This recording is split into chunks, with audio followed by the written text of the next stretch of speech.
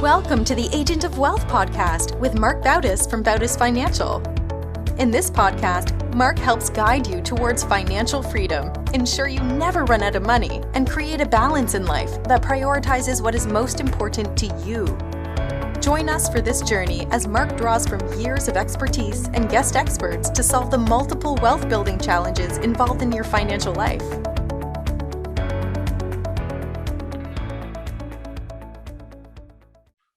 Welcome back to the Agent of Wealth. This is your host, Marc Bautis. On today's show, I brought on a special guest, Allison O'Shea. Allison's a leader in the aging industry with over 17 years of hands-on experience working with seniors and their families in the role of an executive director for various senior living companies. Her experience has given her the knowledge to be a reputable voice in the confusing and overwhelming world of aging. In January of 2022, Allison opened Openly Aging LLC.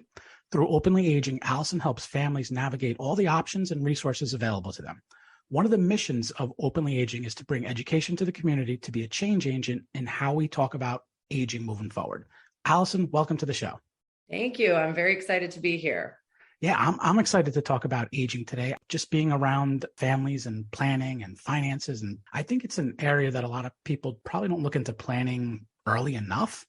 Let's get started. What is aging? What is ageism? And how do people contribute to it? Sure. So we obviously, we live in a society where we value youth more than we value age. But with that comes a lot of issues in regards to the lack of communication or talking about aging. 70% of Americans over the age of 75 are going to need some sort of assistance in their daily life.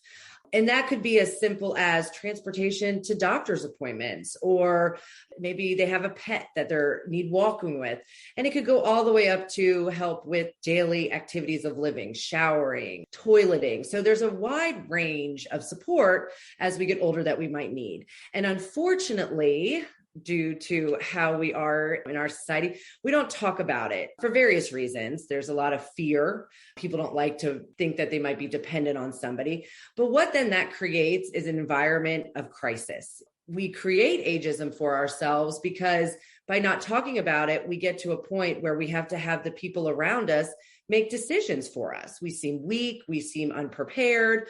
Well, isn't that when we look at somebody who's older, and that ageism idea is that they are weak, they need other support. Whereas if we maybe started talking about our ultimate plans before we got to that point, and we let our support system know what our goals are in that area, we have more control over decisions that are made for us if that ever happens. When is the best time to start thinking about this or planning it? Is it a certain age? Is it when the first thing that might trigger, like you mentioned, walking a pet or transportation? And how does someone get started with it? So there's many layers to this. That's why I started Openly Aging. There's many people that will help people during the crisis or when times are getting tough, and they can help coordinate care. My ultimate goal with Openly Aging is to be basically an aging advisor, kind of like you're a financial advisor. So you start meeting with your clients as early as they want to meet, and then you adjust plans or meet with them as often as they need while they move through their plans or their process. And that's how I look at this is, the first step you should really, when you're thinking about your retirement and what that's going to look like for you outside of the traveling and all the fun stuff you're going to do is, all right, who is my ultimate support system? A lot of times it's the adult children. If there's an adult daughter, most of the time it's that. Studies have shown most of the time, but that's not always the case. So when we're looking at making those early retirement plans, one of those questions has to be, who is going to be my support system as I age, or if something were to happen? Where do they live?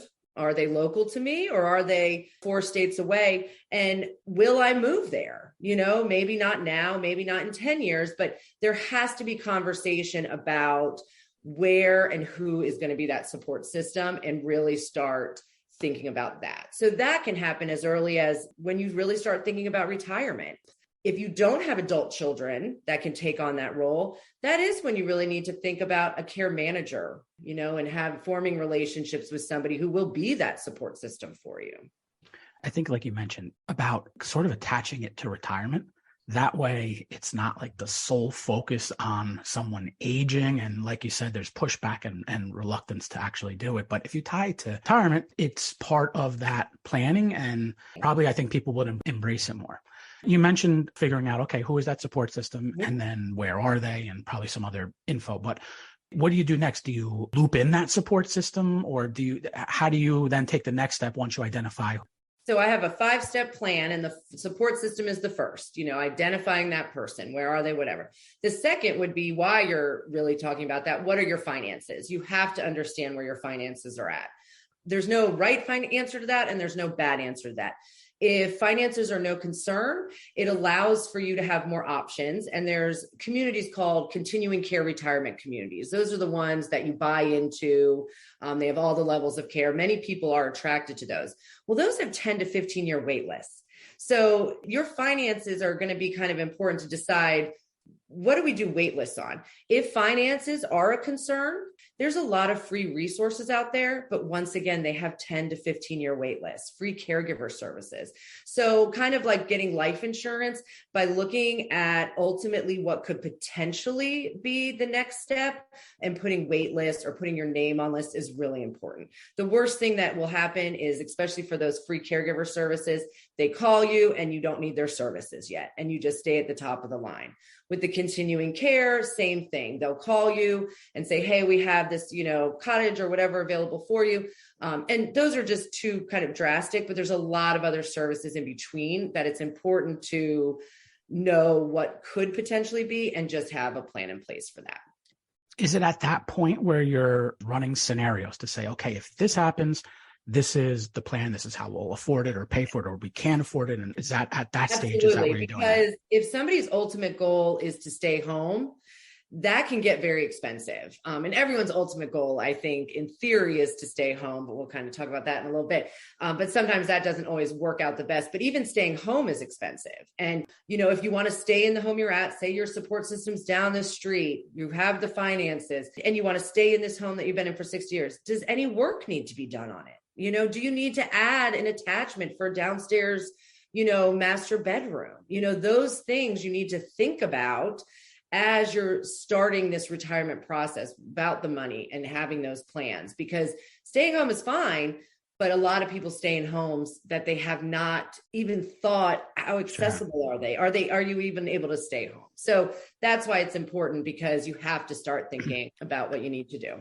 So then once you iron that out and you kind of identify different options, different scenarios, what's possible, what's not possible, what do you do next after? So then it is the knowledge that kind of goes along with the finance piece, but it's, what are the options out there? Is it assisted living? And that's something, financial planners help with, kind of saying, here's what the market rates are for assisted living now. Let's just make sure we have everything in a tight thing. But then the fourth thing is the communication. Does that support system know that they're going to be your support system? Does the daughter know that, okay, well, eventually we will move to her? Because number one, knowing that as a daughter would ease my anxiety. Knowing my parents have a plan, or saying, okay, if things get to be too much, we know we're comfortable coming to live near you. Maybe we could start looking at potential places just so we have an idea. But also it allows the adult daughter or adult child or whoever the care support system is to say, okay, that's fine, but here are my boundaries. I'm not going to be your primary caregiver. I have a full-time job and 2 kids. I will not be able to transport you to every doctor's appointment you have, so it just really opens up that communication. And it also allows for the older person to say, my ultimate goal is to stay in the house, even if it's not their original house, but maybe it's the condo they bought or whatever. So it allows the support system to have a kind of a general idea of the goals and be able to facilitate those goals as things happen and as somebody ages. So it just allows everybody to just be on the same page. Also, a lot of times there's other adult children that have opinions, and maybe they're not the primary support system, but they also need to be told what the goals and I hate to use the word dreams because that's not the best word, but what the ultimate goals are for their parent or their aging loved one. So they're hearing it from them, because a lot of times siblings can disagree about decisions for mom and dad when really, if the mom and dad had sat down 10 years earlier and said, here's what our ultimate goals are, it would ease a lot of the pressure in that family. Mm-hmm. And I know when we started out with talking about this 5-step process, it was attached kind of to retirement planning. And then I think it was the 4th step is the communication back to the support system. What percentage of this planning do you see actually flipped, where it's spearheaded by the support person versus the actual person aging, coordinating everything? Yes. So I would say when I started this company, my biggest clients have actually been the professional adult children because they are already used to outsourcing a lot of things in their home because they have to. So they're very okay to say, I need help with this because I don't know this area. So most of the time right now, it is the adult children. What I'm trying to do through this, and when those adult children get to be in retirement age, is hopefully through my message, they will start the conversation. But yes, right now, a lot of times I'm coming in after things have already started to spiral and we all kind of come together to get the plan in place. But what I find is the most successful plans and the most successful are when we catch it before the aging loved one is too far. I want them part of the process. But yeah, so I think the generation right now was the generation that didn't talk about it. They just kind of assumed they would never need the care. So I think that will change in the coming years because more people are planning, more people are having to have these talks, or they've been a witness to their parents and they're saying, I do not want that to happen to my children, the stress I went under. So that's the ultimate goal of Openly Aging, is to be that change agent. This should absolutely be the norm. Yeah. Even with finances, everyone can put a plan together and things change. How should someone adapt, or how do you help someone adapt to, because inevitably things will change from what the original plan was? And that is step 5. Okay. So step 5 is, are you listening to your support system? So sometimes it gets to a point where, does your adult daughter, even if she lives down the street, want to come walk the dog 4 times a day? Is she able to go to every doctor's appointment? Does she have children in sports, that are just overwhelming her life? So it's definitely also part of what I believe in is giving the support system, the adult children, whoever it is, the confidence and the ability to know that it's okay to say, here are my boundaries, here's what I can do. But if it goes outside those boundaries, we got to look at our plan and make some changes. The aging loved one needs to be able to say, okay, I hear you, and I'm willing to make those changes. But if the communication has been through the whole time, those changes won't feel so upsetting because everyone has been communicating through the process. Being the executive director of senior living, I've seen so many adult children, even though their loved one was in assisted living, they still felt like they couldn't go out of town because somebody needed to check on mom every day. And so we have to make sure that as we're also not putting this burden of expectation on adult children, when there's so many services out there that can help. And, when I first got into this, and I've been doing some talks and podcasts, a lot of people assume one of the main reasons was because older people aren't heard and we need to make sure they're heard. And that is true. And that's why part of my service will always include the aging loved one. But I have seen so many times where the adult children have also not been heard and who have also felt such great responsibility and burden while also trying to raise children, take care of a marriage, and just, live their life that they've worked really hard to live as well. So that's why really having that communication is important for everybody's mental health. Yeah, I'm thinking you want to get in as early in that 5-step process as possible. But like you mentioned, you're getting in sometimes when things start spiraling. What do you do to get things back on track? So when you're dealing with an aging loved one that is heading toward crisis or it feels out of control, there's so much emotion. First of all, the roles haven't changed. It's still mom, it's still child. Even if physically child is taking care of mom, that emotional role hasn't changed. So I can go in, no connection emotionally, and just say, okay, what's the priority right now? And let's tackle that. Let's put a plan in place for that. And then we reassess in a week. And then once that gets organized, then we move on to the next. So it's really just taking a very overwhelming situation, looking at what is the most important part that is causing the most distress for the aging loved one or the adult child, and we handle that. And pulling in services, the senior industry is exploding. People have no idea the amount of services that are out there that help and support our aging neighbors. So having those connections and knowing, those services and just really allowing the family to breathe one step at a time. And then we just keep moving until we have a plan that is at least a few years ahead of itself. That's the ultimate goal. Yeah. You mentioned how emotional this is. And there's one aspect of the aging person proactively reaching out to someone like yourself. But on the other side of the spectrum, what if the support system is the one who's engaging you, but the parent is reluctant and push back? What do you do then to kind of move this forward? That happens all the time. And it's building rapport with that person. Most of my career was spent helping aging adults with dementia. And I've had many circumstances in my career where maybe a spouse has died or a child has died, and the family has come to me very concerned about, should we tell? And what I always say to people is you have to give this person credit for the coping skills they have had their whole lives. They have had trauma in their lives. They have had, situations just like all of us, but they're 80. So think about that, add to that, especially certain generations and the wars or the depression, so those coping skills have to be validated and it's the same thing. It's okay to have a tough conversation with mom. And sometimes the third party coming in and having that tough conversation because of the emotions is the best way to do it. So I go in and I meet alone with the aging loved one and I just talk very candidly. Here's the situation. Here's what's working. Here's what's not working. What is your goal? What are you upset about? What are you okay with?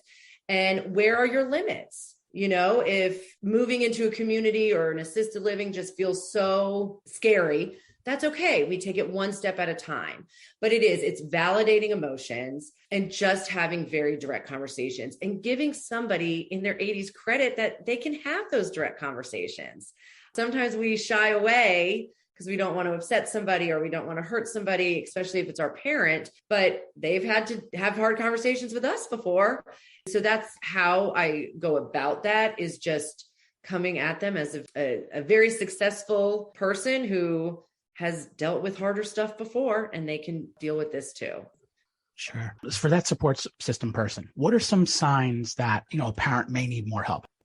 Some of the biggest signs are basically where if you're the support system, you're having to go there, more often than not.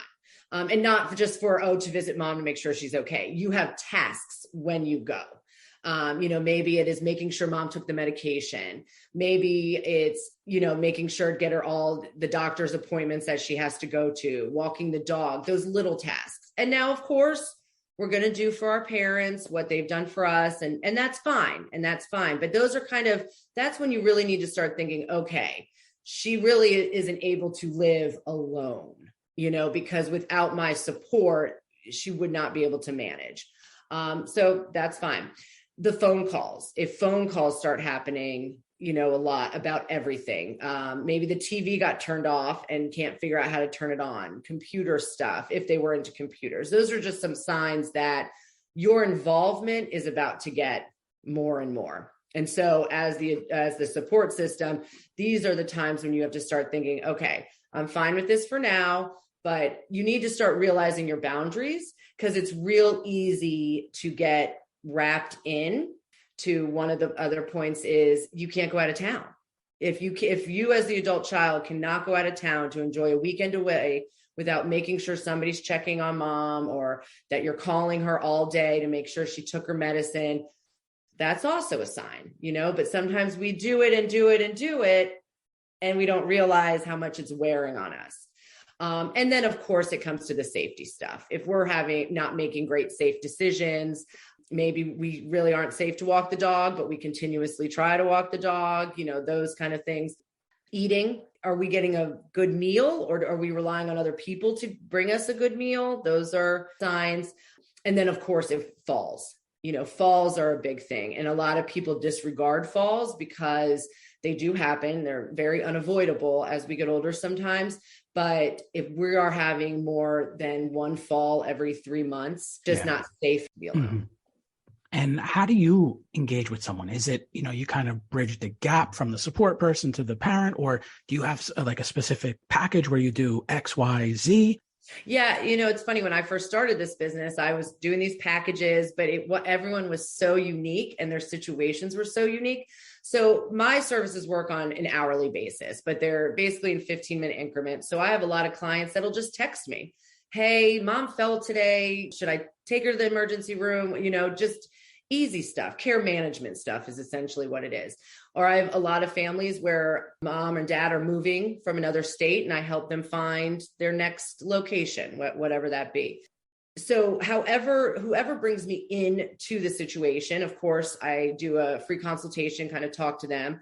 I always do an assessment with their aging loved one. And then I basically do an assessment of, here's what's going right, and here is not going well. And here are things that if they continue down this path, we need to start looking at making some decisions.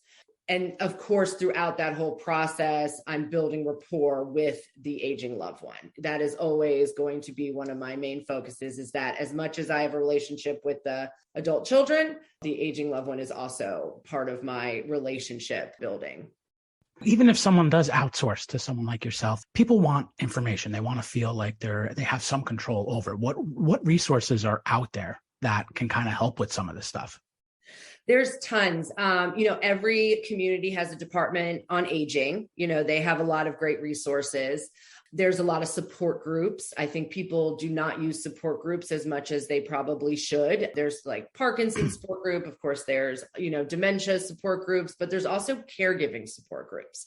So caregiver stress is one of the worst stresses you can go through. It is more debilitating than the person who is actually causing you to be a caregiver, because they're being well taken care of. And, I have a client right now I went to visit, and her husband, unfortunately, has had some pretty major medical stuff going on. And so within the last 3 months, he went from working out every day on his own to bedbound in their family room. And she doesn't know how much longer she can take it. Well, a lot of my time with her is spent giving her the permission to be overwhelmed, to feel upset, and to realize that she's got to start putting her own boundaries in place, because her being exhausted is not benefiting him. And he doesn't realize how exhausted she is.